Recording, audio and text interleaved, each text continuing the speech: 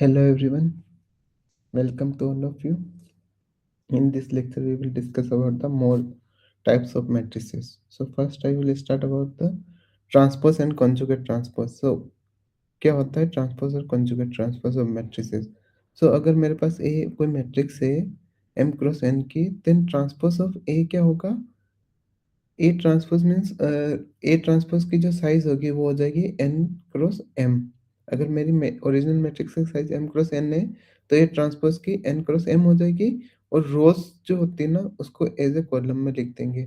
तो जो first row होगी वो फर्स्ट कॉलम होगा, सेकंड रो सेकंड कॉलम हो जाएगी and mth row mth column हो जाएगा। तो ऐसे ट्रांसपोज़ डिफाइन करते हैं मैट्रिक्स का। अब कॉन्जुगेट ट्रांसपोज़ क्या होता है? हम क्या करते हैं, मैट्रिक्स का ट्रांसपोज़ तो करते ही करते हैं, बट जो एंट्रीज़ होगी ना उसका कॉन्जुगेट ले लेते हैं। कॉन्जुगेट मीन्स अगर मेरा ज़ेड है, z equal to A plus iota B है, तो ज़ेड का कॉन्जुगेट जो होगा ना यानी ज़ेड बार इक्वल टू होगा ए माइनस आयोटा बी हो जाएगा। तो हमें हर एलिमेंट को कॉम्प्लेक्स है, आयोटा आ रहा है तो उसको माइनस आयोटा से रिप्लेस करना है। और रोज़ को कॉलम में कन्वर्ट करना है। तो सेम चीज़ हो जाएगी अगर मेरी m क्रॉस n की है तो n क्रॉस m की हो जाएगी और ये जो होंगे वो रोज़ है A की, को कॉलम में कन्वर्ट कर दिया और उनके हर एलिमेंट का बाहर ले लिया। तो एग्ज़ाम्पल से समझते हैं ट्रांसपोज़। A इक्वल टू 1 6 और आइडेंटिटी है आयोटा 7 माइनस आयोटा 0 और माइनस 10 है। तो ये ट्रांसपोज़ क्या होगा?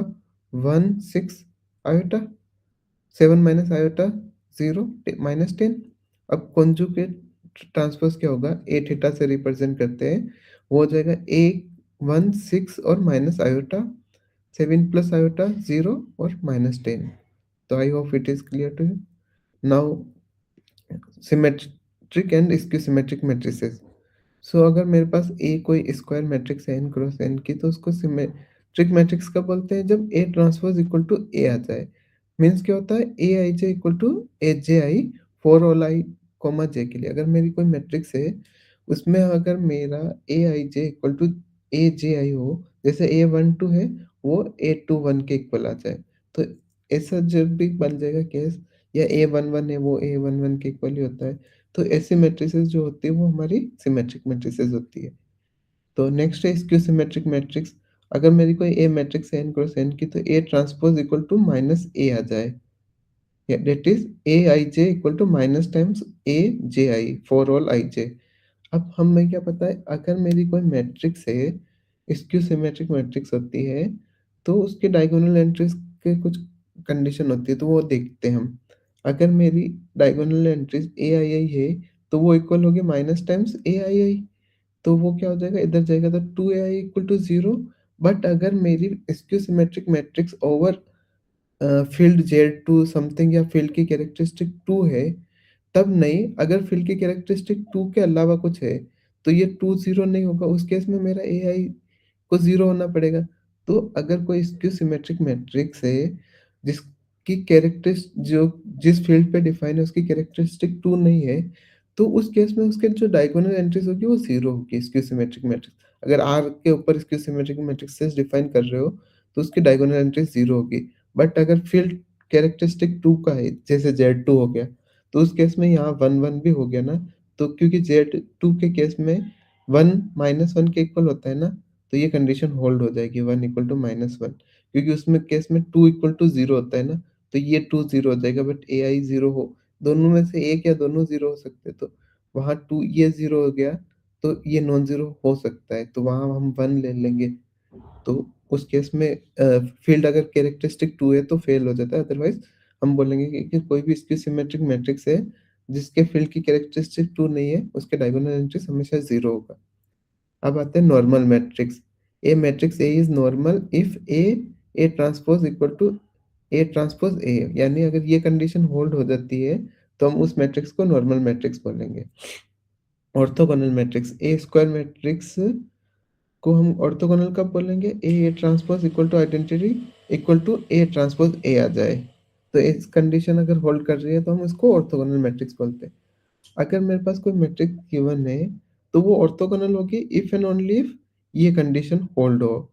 और अगर ये कंडीशन होल्ड हो रही है, तो इफ एंड ओनली इफ ये कंडीशन होल्ड होगी। मीन्स अगर ऑर्थोगोनल है तो ये कंडीशन भी होल्ड होगी और ये कंडीशन भी होल्ड होगी। और अगर ये होल्ड हो रही है, तो ऑर्थोगोनल भी होगा और ये कंडीशन भी होल्ड करेगी और ये होल्ड हो रही है, तो ये कंडीशन भी होल्ड करेगी, ऑर्थोगोनल भी होगा। कैसे? अगर मेरे पास हम फर्स्टली सपोज़ कर लेते हैं ये ऑर्थोगोनल है। तो ऑर्थोगोनल है तो ये कंडीशन सैटिस्फाई करेगा और अगर ये कंडीशन सैटिस्फाई कर रहा है मीन्स क्या हो रहा है सेम। इसका मीनिंग क्या होता है अगर मैं किसी कॉलम का मतलब हम क्या कर रहे हैं कि एक रो फिक्स कर रहे हैं, उसी रो को फिर उसी से प्रोडक्ट करवा रहे हैं, तो उसके स्क्वायर हो जाएगा। तो उसका सम जो करेंगे वो क्या आना चाहिए 1 के इक्वल। जैसे कि मेरा ये मैट्रिक्स है, इसकी सेम रो है, ये हम अगर लिए तो इसी को इसी से प्रोडक्ट करवा के लिखेंगे, तो जो आएगा वो 1 आ जाना चाहिए। अगर ये 1 आएगा तो हम क्या बोलेंगे, इस टाइप से इस रो का भी देखोगे, इस रो का भी देखोगे, चारों का सम 1 आना चाहिए। और अगर कोई से 2 डिफरेंट रोज़ ले रहा हूँ, फर्स्ट ये ले लिया और सेकंड ये ले लिया, तो उन दोनों का जो प्रोडक्ट करके सम करेंगे ना, वो 0 आना चाहिए। तो क्योंकि हमें पता है अगर ऑर्थोगोनल ले लिया फर्स्ट कंडीशन हमने, तो ऑर्थोगोनल होगा तो ये कंडीशन होल्ड हुई और ये कंडीशन होल्ड हुई means diagonal entries non zero आनी चाहिए, अदरवाइज़ 0 आती है तो मीन्स क्या हुआ, कोई से भी 2 डिफरेंट ले रहे हो तो 0 हो रहा है और अगर सेम ले रहे हो तो 1 आ रहा है डायगोनल एंट्रीज़, तो ये कंडीशन होल्ड हो गई।